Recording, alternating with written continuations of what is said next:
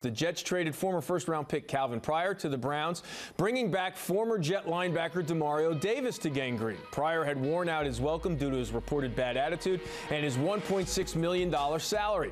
This was a move the Jets have been trying to make since they picked two safeties in the draft. So, Sal, how much of an impact now will Jamal Adams and Marcus May make in year one? I think a huge impact. Now, look, it's hard to sit here and say we haven't seen him take an NFL snap, but we know what the Jets secondary was a year ago, and we know what Calvin Pryor was, an all-time bust. Remember when he came here, oh, great physical player, is going to fit right in with Rex's defense. You watch him the last couple of years, I mean, he's falling all over the football field. He can't even stand up out there in coverage, and he's missing tackles all over the place. So what exactly was his value?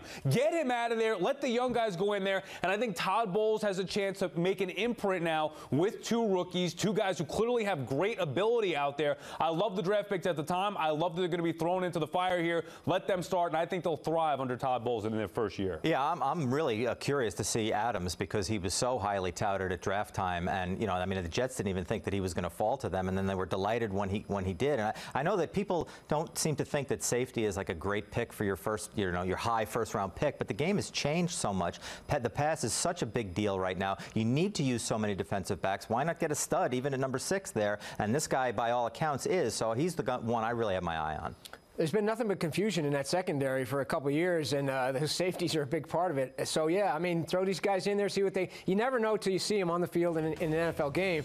But, yeah, as you said, everybody raves about this guy. So put both of them back there, and maybe that changes the way they cover things, and maybe it's a different-looking defense. Now, certainly it doesn't seem from all accounts that Pryor is the mentoring type, so I understand that. But you're putting two guys in a tough spot, both rookies, asking them to play a lot at that position where there's really no one, obviously no one behind them. Right, but some of the qualities that Adams possess are those of leadership, are those of being a quarterback on that defense in that secondary. The complete opposite of Calvin Pryor. He's fast, he can be a ball hawk, he can play in coverage, he can tackle as well. But the intangibles that he brings as far as being a leader, the ability to be the quarterback on that defense, that's something Calvin Pryor, or really nobody else in that secondary for the Jets, did.